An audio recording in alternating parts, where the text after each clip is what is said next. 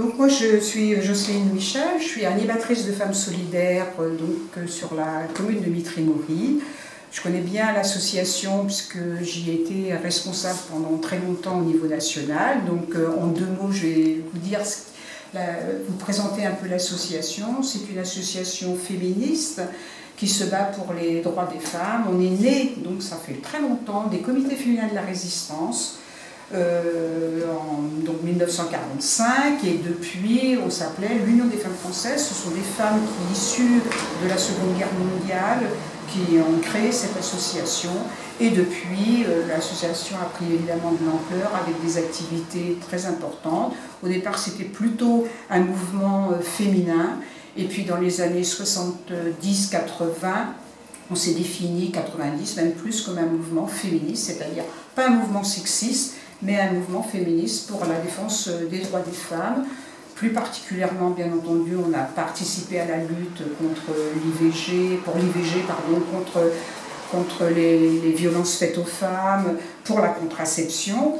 Et puis aujourd'hui, on se bat beaucoup contre les violences faites aux femmes. Ça, c'est un des secteurs très importants de notre association.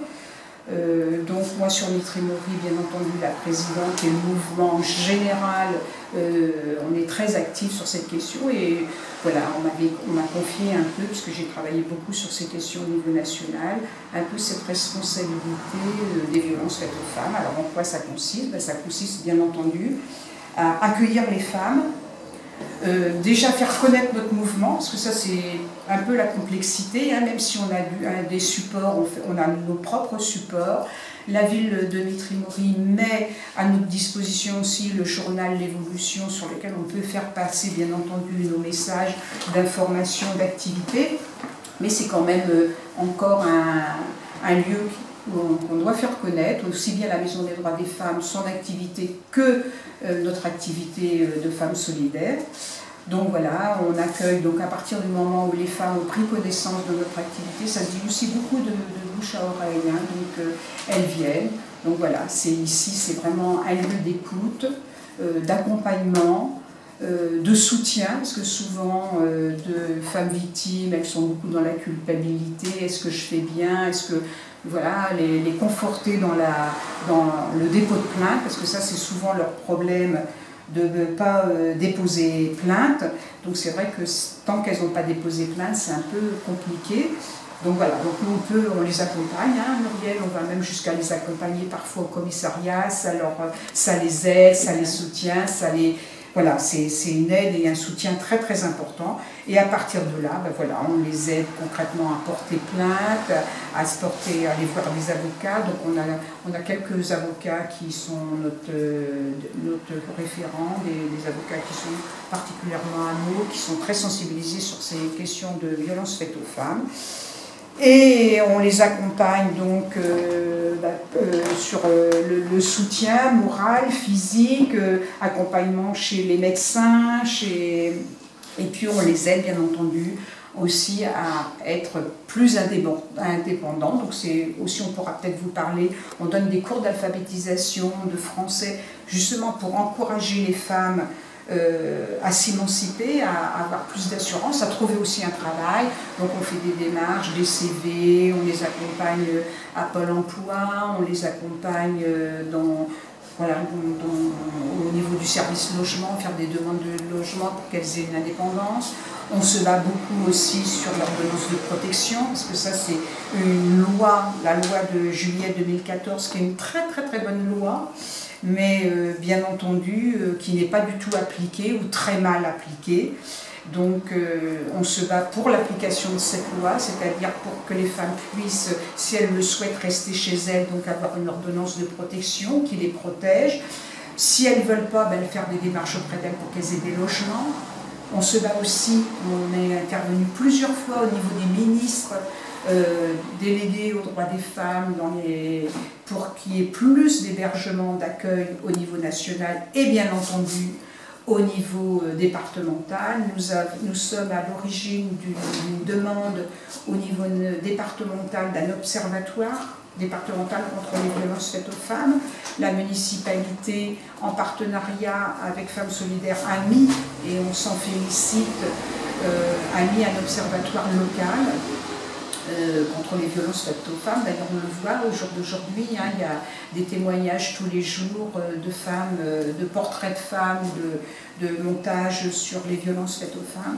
Donc voilà, nous on se bat pour qu'il y en ait un aussi au niveau du département, parce que nous sommes implantés à Mitry-Mory, mais nous sommes l'association et aussi Mitry-Mory et les environs. Hein, on a beaucoup de femmes aussi qui sont de Seine-et-Marne, dans plusieurs villes, comités de Seine-et-Marne. Donc voilà, nous nous battons pour que nous recevons beaucoup de femmes des autres comités. Hein, Muriel, il y a beaucoup de femmes qui viennent. Donc on se bat pour justement un observatoire départemental, d'autant que la Seine-et-Marne est un département très étendu, où il n'y a pas forcément de commissariat. D'ailleurs, nous, on est bien placés à Mitry-Mory parce que nous nous sommes battus avec la municipalité, avec d'autres partenaires pour garder notre commissariat à Mitry-Mory, ce qui hélas on n'a pas eu de gain de cause. C'est bien un problème parce que quand on est victime de violence, déjà c'est compliqué, ça arrive souvent le soir, c'est compliqué quand on a 1, 2, 3 enfants de partir, d'aller porter plainte au commissariat ou de l'appeler le commissariat. Donc maintenant le commissariat, le fait qu'il soit à Villeparisis, ça peut que compliquer. Donc nous on se bat vraiment pour qu'on regagne un commissariat à Mitry-Mory et au moins des antennes. Donc voilà, ça c'est une de nos priorités aujourd'hui dans notre combat, c'est que les femmes puissent avoir accès rapidement quand elles sont victimes de violences. On sait qu'il y a très peu aussi, quand on est victime de violences, de téléphone grand danger. Dans le département, je ne vais pas vous dire de bêtises, mais à un moment donné, ça fait 1 an à peu près, on était à 10, même pas 15, donc je ne sais pas, au jour d'aujourd'hui, on n'a pas eu le délégué aux droits des femmes là, depuis longtemps dans Seine-et-Marne, parce que c'est un homme, mais je ne pense pas que ça s'est beaucoup amélioré. Donc voilà, on se bat pour...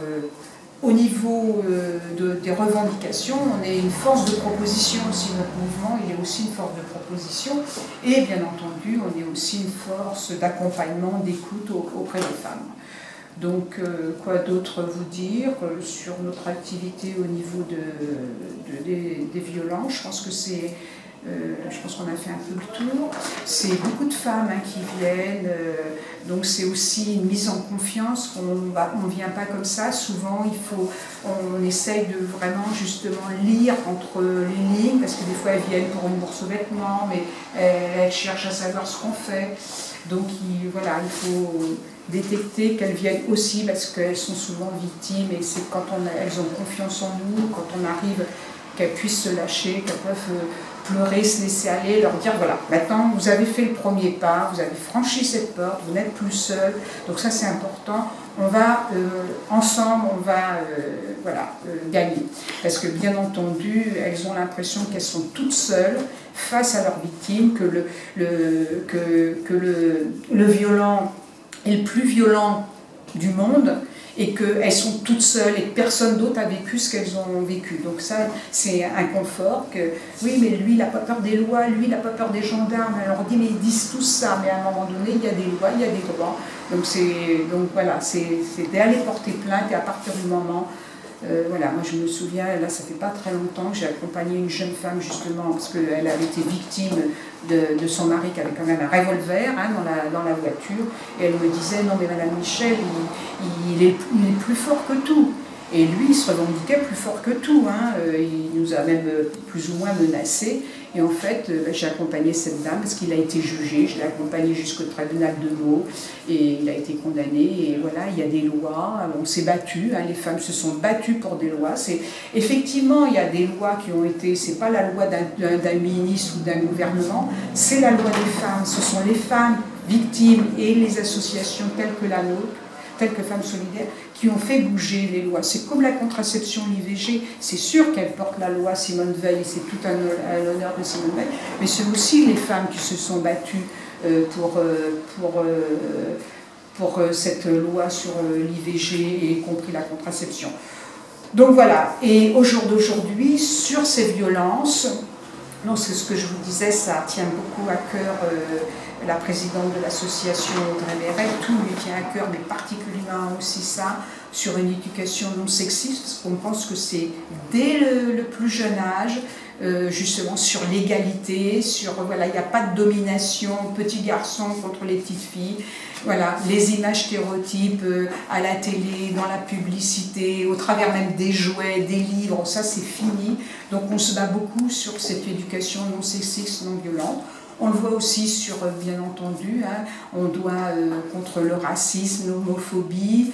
On l'a vu, on est aussi un mouvement évidemment indépendant des gouvernements, des cultes, de la religion, donc on est un mouvement laïque et on a vu au travers du professeur Samuel Paty toute l'importance justement que les jeunes soient aussi sur ces questions de non-violence bien formés. Et donc nous, on a cette priorité aujourd'hui de continuer, on le fait déjà, on a une exposition, on va dans les écoles, on va pas assez. Donc ça, c'est pour ça aussi que l'on veut travailler, d'aller plus dans les écoles, les lycées à Muriel, les collèges, à la sortie des collèges, des lycées, pour discuter. On a distribué dans le cadre de la journée contre les violences l'année dernière au lycée, sur ces questions-là. On a eu vraiment un super accueil. Hein.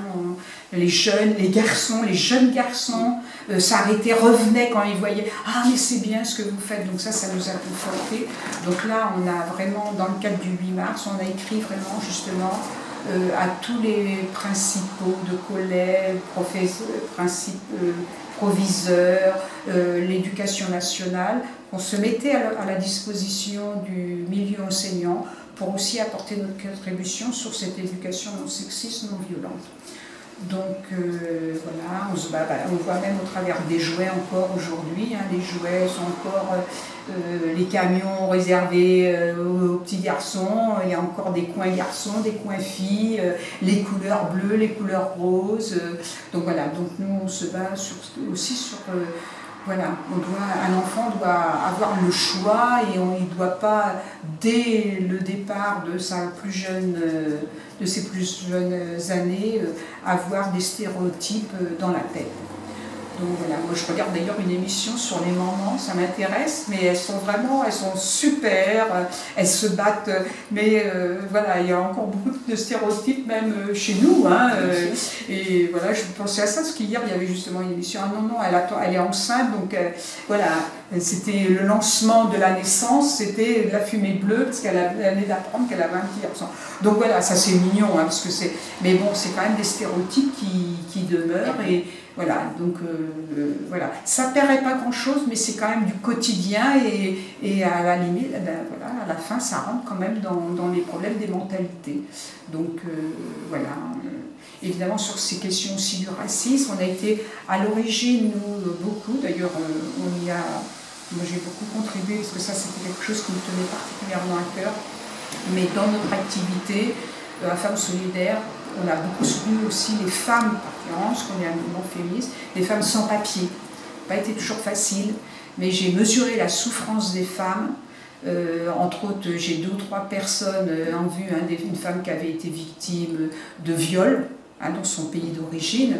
Donc elle est venue en France, il a fallu que ça a été très compliqué qu'elle puisse avoir accès à la nationalité française alors qu'elle a été victime d'un viol de guerre, hein, en fait, parce que c'était ça, hein, c'était par des soldats de son propre pays dont elle a été victime.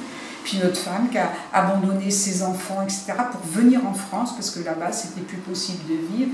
Donc j'ai vu la difficulté dans laquelle elle s'est battue pour d'abord avoir ses papiers. Donc moi, je l'ai beaucoup soutenue, hein, ça a duré 7 ans, pour qu'elle ait pu avoir ses papiers, pouvoir travailler en toute égalité. Voilà, son mari qui avait été retenu dans une gare, qui voulait être conduit à la frontière. Enfin bon, voilà, on a réussi à les sortir de ce ghetto. Et aujourd'hui, voilà, elle est en France, elle travaille, elle paye des impôts, elle a fait venir ses 3 enfants, elle a eu un autre bébé depuis, voilà. Donc on se dit, voilà, c'est aussi réconfortant de voir des gens pleurer parce qu'ils sont au bout dans un gouffre et voir revenir à Femmes Solidaires avec le sourire. Je crois que c'est ce qui nous motive. Enfin, moi, je sais que c'est ce qui me motive à être une militante féministe parce que je pense que chacun et chacune, on a besoin à un moment donné, voilà, en fonction de notre parcours, d'un le soutien des autres. Et ce qu'on veut, donc c'est un petit peu plus compliqué, mais ce qu'on veut, c'est que ça fasse, comme on dit, un peu boule de neige. Hein, c'est que les femmes à qui on a apporté un moment un soutien, une solidarité, ben, qu'elles le fassent aussi à leur tour. Donc voilà, ça aussi c'est un peu un travail de solidarité, de militantisme féministe, moi j'appelle ça du militantisme, hein, donc voilà, c'est un peu notre créneau au jour d'aujourd'hui. Et puis au niveau de l'activité, ça c'est aussi pour les femmes, ça peut rentrer dans le cadre des femmes victimes de violences.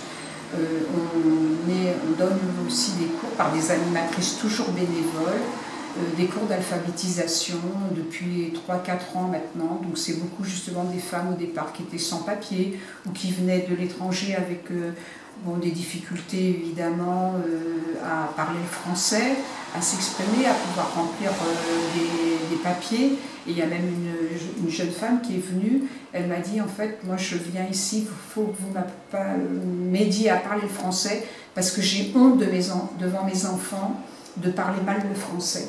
Donc elle venait au cours de français de l'association Femmes Solidaires pour ne plus avoir honte devant ses enfants, parce que ses enfants, évidemment, suivaient une scolarité en France, et qu'elle, avec ses origines, ses difficultés, donc ça, c'est vraiment des choses aussi qui nous ont vraiment convaincus, qu'il faut qu'on continue, on se fait vraiment une pointe d'honneur, et ça marche, hein, là, en ce moment, bien entendu, non, avec le coronavirus, les restrictions au niveau sanitaire qui sont imposées, qui sont justes, mais autrement, on est obligé de faire plusieurs équipes parce qu'il y a vraiment beaucoup de monde qui fréquente le cours d'alphabétisation. Donc c'est 3 ou 4 animatrices qui tiennent ces cours.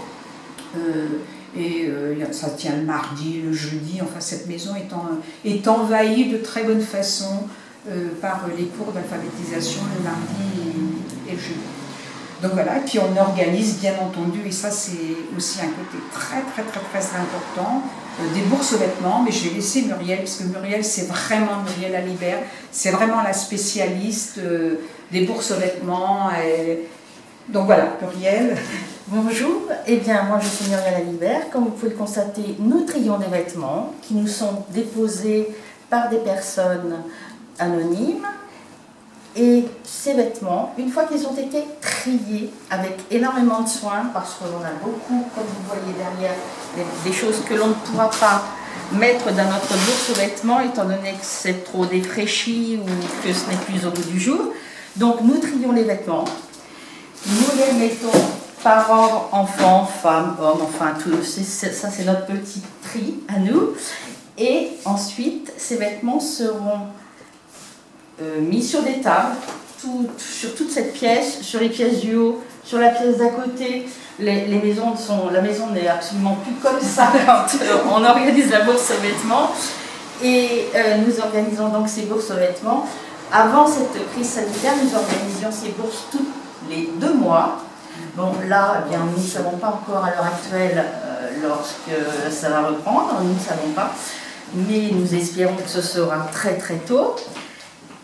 Et je vais vous montrer notre petit stock que nous avons déjà trié depuis quelques jours. Parce que, voilà, je vous invite à voir notre petit stock, des choses qui sont déposées par des anonymes. Et donc, ces bourses aux vêtements sont extrêmement demandées. Les dames sont très férues de venir tous les 2 mois afin d'acquérir les meilleures pièces et de se faire plaisir. Voilà. Donc voilà, nous trions.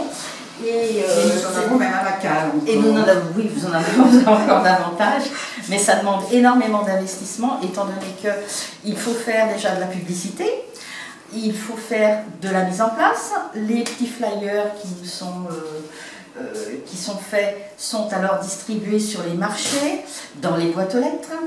Et nous appelons également toute une liste de personnes qui environnent à peu près 300 personnes. Donc par téléphone, nous les appelons une à une afin de leur donner la date et les horaires de la prochaine bourse aux vêtements.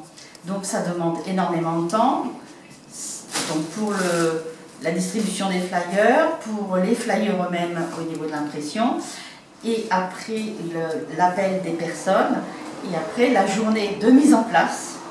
Il faut mettre en place, donc c'est un chamboulement énorme, on met des tables un peu partout, des cintres un peu partout, c'est complètement bouleversé.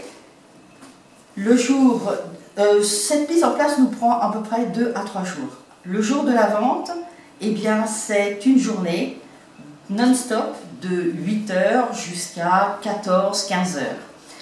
Et ensuite, la journée n'est pas terminée, car il faut, dans la fin de cette journée et dans la journée d'après, tout remettre au carton, ce qui n'a pas été vendu. Donc autant vous dire que ça nous occupe une bonne partie, plus d'une semaine. Voilà. L'origine, mais là c'était la Maison des droits des femmes. Femmes solidaires était aussi partenaire de cette action. Sur les familles monoparentales, nous avons travaillé beaucoup avec les mamans seules, les difficultés sur les questions de la pauvreté, sur les questions de la garde de leurs enfants, sur les questions qu'on stigmatisait beaucoup les femmes seules. À partir du moment où elles étaient mères seules, au niveau du travail, c'était compliqué, que même elles étaient très stigmatisées à ce niveau-là, et que souvent c'était elles qui faisaient des petits boulots de caissière. J'ai en souvenir une dame qui travaillait dans un grand centre commercial qui gagnait 800 € par mois et qui était obligée de laisser d'ailleurs ses 3 enfants seuls, parce qu'elle était appelée... Voilà, elle acceptait tous les petits boulots parce que justement elle était en difficulté.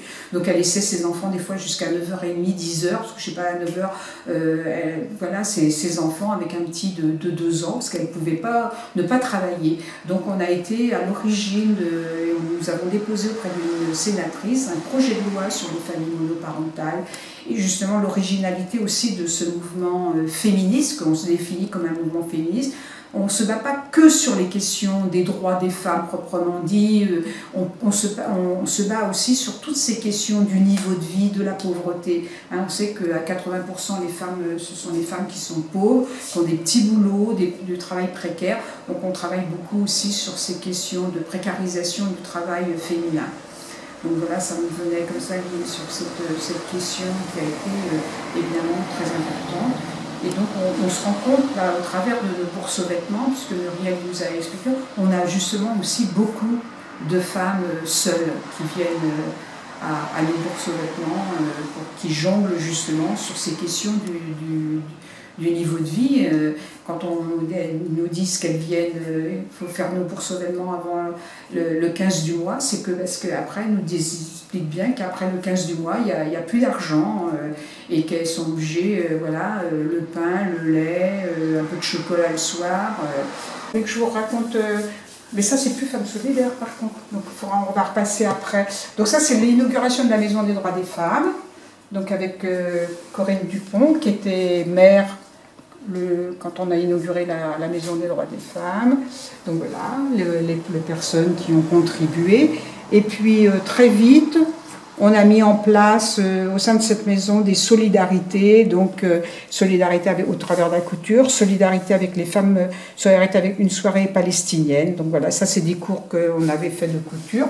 Ça c'est toujours lors de l'inauguration. Ça, c'était un débat qu'on avait organisé en haut sur l'excision, avec d'ailleurs une participante, Aïcha Dabalé, qui était elle-même d'origine africaine, qui a été elle-même victime de l'excision, donc qui est maintenant en France et qui a combattu effectivement ce fléau. Donc voilà, c'est la journée Et là, nous avions fait une solidarité aussi avec les femmes de Haïti qui avaient été touchées par un séisme, je crois que c'était en 2010, juste après le lancement. Voilà, ça c'est avec l'ancien maire Jean-Pierre Bontou, soirée avec les femmes palestiniennes. Donc voilà, ça c'était aussi une soirée du 8 mars, toujours avec les Palestiniennes. Et puis ben là, je sais pas, ben là c'est pareil, c'était dans le cadre de 2011. Voilà, donc ça c'était dans le cadre de la journée contre les violences faites aux femmes. Donc voilà, des femmes qui étaient venues témoigner. Donc c'était Corinne Dupont qui était maire en 2011. Voilà, la journée. Voilà, on avait fait un film sur la domination masculine. Donc voilà, c'est l'activité, les premières activités de la Maison des droits des femmes. Et depuis, voilà, on continue à se développer. Et donc,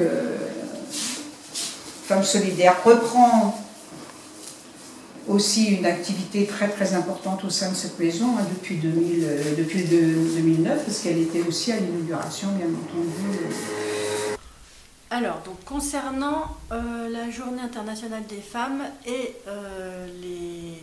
la lutte contre les violences faites aux femmes.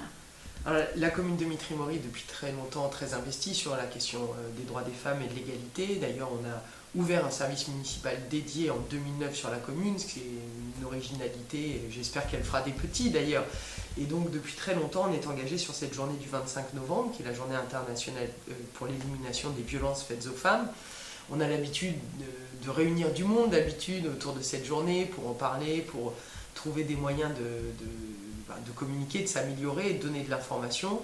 La crise sanitaire ne nous permet pas de le faire, donc on a travaillé avec ma collègue Dorothée Topalovic, qui est conseillère municipale en charge du droit des femmes, sur une campagne de prévention, d'information, qui va durer 16 jours, qui a commencé hier, donc le 25 novembre, qui va s'afficher un peu partout dans la ville, mais aussi sur les réseaux internet, pour dénoncer toutes les formes de violence, parce qu'elles sont multiples. Elles peuvent être verbales, elles peuvent être physiques, elles peuvent être sexuelles, elles peuvent être dans le milieu du travail, dans l'espace public. Et donc notre envie, c'est de porter donc ce message, de dire qu'aucune violence n'est tolérable sur les femmes, qu'il existe aussi un numéro, le 3919, qu'il ne faut pas hésiter à appeler, ou que lorsqu'on est confronté ou qu'on a connaissance peut-être d'un cas de violence autour de soi, eh bien, il est nécessaire d'en parler, d'inviter la personne qui éventuellement subit des violences à appeler ce numéro, et autour de nous à faire attention à ne jamais avoir des propos sexistes ou à banaliser ce qui peut être de la violence à l'égard des femmes. Voilà, c'est un sujet grave, lourd, et je pense qu'on ne doit pas laisser jamais de petites failles ou de petits mots comme ça qui laisseraient à dire qu'on a le droit, parce que c'est une femme, de faire différemment. Donc c'est une campagne de communication qui va s'étaler sur 16 jours et qui montre, comme je vous le disais, voilà, dans la vie professionnelle, il y a des gestes déplacés qui ne doivent pas avoir cours. La violence sexuelle. Comme quoi, c'est quoi des gestes déplacés ? Par exemple, une main baladeuse, une manière de regarder ou de s'appeler. On n'aurait pas idée de dire à un homme mon petit chéri, mon petit mignon, alors qu'on se permet de le faire à une femme. Et ça, c'est totalement dégradant. C'est pas une posture professionnelle. Il y en a beaucoup. Oui, je pense. J'espère que les gens font de plus en plus attention, mais c'est pas rare d'entendre. Et moi aussi, j'évolue dans un milieu très masculin, puisque les responsables politiques sont souvent des hommes, où c'est plus facile de parler un peu de manière familière d'une femme que d'un homme. Est-ce que c'est... on peut arriver à faire vraiment baisser ça ? Est-ce que les gens vont y être sensibles, ou est-ce qu'on se dit c'est un mouvement, on ne sait pas. Les gens sont un peu dubitatif à ce sujet. J'aurais une réponse un peu de Normand, parce qu'il y a quand même des choses qui ont évolué, surtout ces dernières années. On en a beaucoup parlé, il y a eu le hashtag Balance ton porc, il y a eu beaucoup de choses très médiatiques qui ont fait qu'on a parlé beaucoup des violences faites aux femmes et qu'on a sûrement libéré la parole. Et ça, c'était quand même important, parce que c'est le premier acte pour une femme qui est victime de violence, c'est d'en parler, de se saisir de ce problème et d'essayer de trouver des acteurs autour d'elle pour l'en sortir. Donc je pense, de ce point de vue-là, on a fait des progrès. Néanmoins, il manque des moyens pour pouvoir y répondre.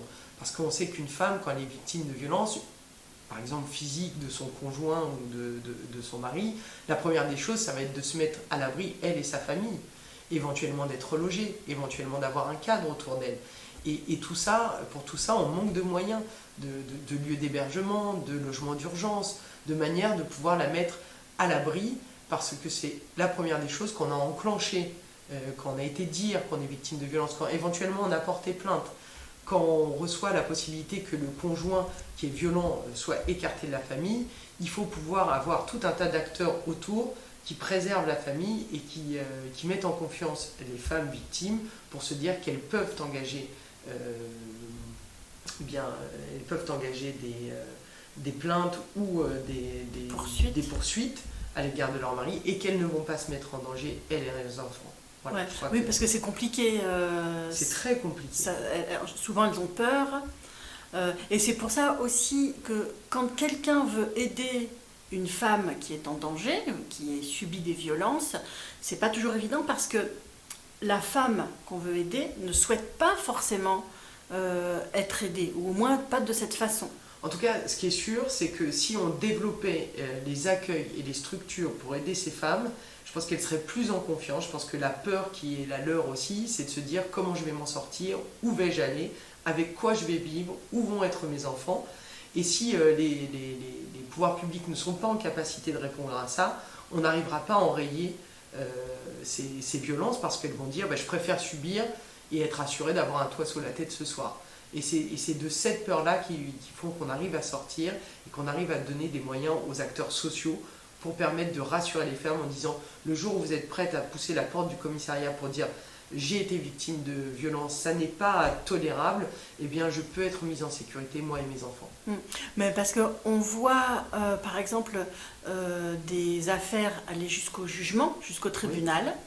Et la femme victime, même devant les juges, dit non, je retire ma plainte. Le fait de se retrouver devant son mari ou son conjoint qui exerce des violences sur elle, la faire reculer en fait. Ou peut-être, oui, parce que c'est ce que vous dites, il y a la peur, et puis il y a l'emprise aussi d'un conjoint violent. Et c'est pas si facile que ça de le dire une fois et puis d'assumer jusqu'au bout. Donc c'est pour ça que l'accompagnement, il est essentiel. Et si certaines femmes renoncent, c'est qu'à un moment donné, elles se sentent peut-être seules ou pas assez armées pour aller jusqu'au bout de leur démarche. Il faut considérer, et il y a beaucoup d'enquêtes et de choses qui le montrent, les femmes victimes de violences, souvent elles sont vraiment sous l'emprise et des fois, elles n'ont pas la force d'aller jusqu'au bout. Et c'est là qu'on doit pouvoir prendre le relais pour les aider à sortir de cet engrenage, parce qu'il ne faut pas accepter la violence. Bah oui, non, c'est clair. Donc on a quelques chiffres là qui sont dans le dossier. C'est quoi les 8 actes lesbophobes? Ah ouais. Par jour en France. D'accord. Ok. De tentatives, ouais. C'est énorme, hein? Ouais. 94 000 femmes. Ouais. Chaque année. De 18 à 75 ans. Est-ce qu'on sait s'il y a des milieux particuliers où la violence s'exerce? J'aurais tendance à dire malheureusement non, il n'y a aucun milieu social qui n'est épargné. Je crois que la question de la violence ne fait pas partie, n'a pas choisi une catégorie sociale, une ou une autre, on constate, et très clairement les chiffres le disent, que peu importe le milieu, qu'il soit modeste ou très aisé, la violence s'applique de la même manière. De la même manière. À Mitry-Mory, donc vous avez une maison dédiée aux femmes. Oui. C'est pas que c'est pas que un refuge pour les femmes qui subissent des violences. Du tout, non. Mais il y a ça aussi. Est-ce qu'elle reçoit beaucoup de femmes qui subissent des violences, qui sont victimes Oui, de oui. violences? L'ambition de la Maison des droits des femmes, effectivement, ça n'est pas uniquement de parler des violences faites aux femmes. C'est un lieu global dans lequel on fait beaucoup de choses, d'aide, d'accompagnement, de loisirs aussi. Mais sur cette question des violences faites aux femmes, c'est un sujet sur lequel beaucoup de femmes poussent la porte pour venir en parler et prendre un rendez-vous avec nous. Donc oui, il y a des dizaines et des dizaines de femmes qui se sont déjà présentées depuis l'ouverture de cette maison pour faire part de leur souffrance. C'est la maison Dulcie September, hein? Exactement. C'est ça. Est-ce que des femmes qui ne sont pas mitriennes peuvent accéder à cette maison?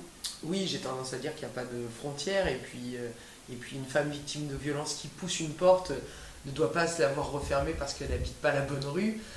D'autant plus que dans cette maison, on travaille avec l'association Femmes Solidaires qui elle aussi travaille sur le secteur plus largement que Mitry. Quand je disais tout à l'heure j'aimerais qu'elle fasse des petits, c'est que je pense que dans toutes les communes, un jour, j'aimerais que ce genre de structure existe parce qu'elles sont nécessaires. Mais non, personne ne fermera la porte à une femme. Ça nécessite quoi comme moyen d'ouvrir une maison comme ça? Déjà, ça nécessite de la volonté politique, parce que c'est la première des choses.